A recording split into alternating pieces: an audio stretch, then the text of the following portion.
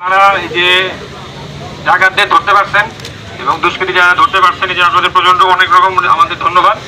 কারণ দেশের এই অবস্থায় আপনারা যে সচেতন আছেন এবং আপনাদের নিজেদের এলাকায় আপনারা প্রোটেকশন দিচ্ছেন, রক্ষা করতেছেন, এটা যে বোঝা যায় যে আপনাদের দেশপ্রেমের শেষ নাই এবং আপনাদের নিজেদের এলাকার প্রতি যে আপনাদের টান আছে এটা বোঝা যায়। এবং এটাতেই আমাদের এখন দরকার, একতাবদ্ধ হওয়া দরকার, সংঘবদ্ধ হওয়া দরকার। ঠিক আছে, বাংলাদেশ সেনাবাহিনী আপনাদের পাশে আছে এবং আমাদের সর্বরকম সহযোগিতা করার জন্য আমাদের পাশে আছি।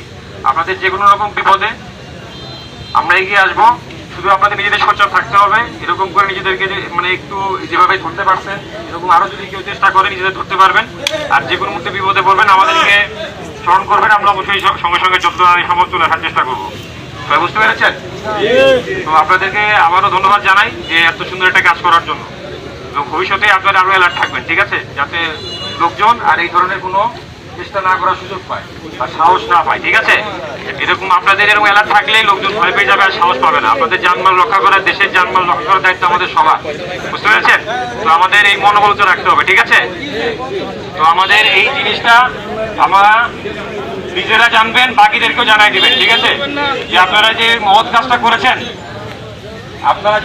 কাজটা করেছেন, এটা যখন নিজেরা জানছেন, এইটা আপনার বাকি আশেপাশের এলাকা যে আত্রাই বাজার বা ওই যে কাপাসিয়ার ওইদিকে জানাই দিবেন। তাহলে কি হবে, তারাও সতর্ক থাকবে এবং তারাও আপনাদের দেখে উৎসাহ পাবে। ঠিক আছে, একতাবদ্ধ হয়ে কাজ করে উৎসাহ পাইলে তাহলে আর আমাদের জানমালের কোনো ক্ষতি হবে না।